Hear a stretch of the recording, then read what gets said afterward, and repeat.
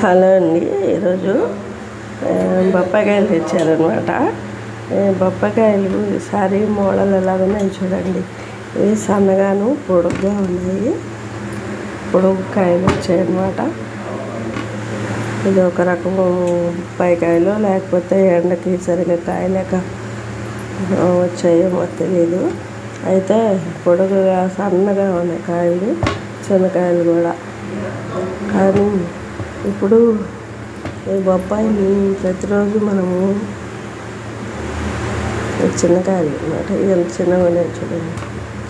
ఇంత చిన్నవి ఎప్పుడు తేలేదనమాట కాయలు. మన నాటియో హైబ్రిడో చూద్దాము. కాకపోతే పొడుగ్గా ఉన్నాయి కాయలు. తర్వాత కోసి చూద్దాము. అయితే బొప్పాయికాయలు కూడా ప్రతిరోజు 2 ముక్కలు చొప్పున తింటే చుక్క తీసేస్తే ఆరోగ్యానికి మంచిది కదా. పిల్లలు కానీ పెద్దవాళ్ళు కానీ తింటూ ఉంటే అప్పుడప్పుడు చాలా మంచిది. ఏ విటమిన్ ఎక్కువగా ఉంటుంది కదా. కంటి చూపు కూడా బాగా మెరుగుపడుతుంది రోజుకు 2 చొప్పున తింటే. అలాగే డైజెషన్ కూడా బాగా అవుతుంది. ఈ బొప్పాయి ఆకులు కూడా ఎంత వాడతారు తెలుసా. మంచిగా జ్వరాల కాటికి బొప్పాయి ఆకులు రసాన్ని వాడేవాళ్ళు.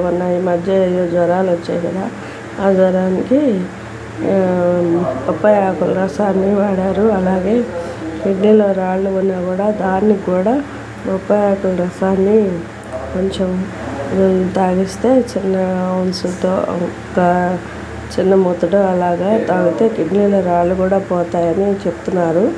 ఈ బొప్పాయి ఎన్నో రకాలుగా ఉపయోగపడే ఈ బొప్పాయిని మనం ప్రతిరోజు 2 ముక్కలు తింటే మంచిదని దొరికినప్పుడల్లా కొనుక్కుంటే సరిపోతుంది ఒకటి అయినా.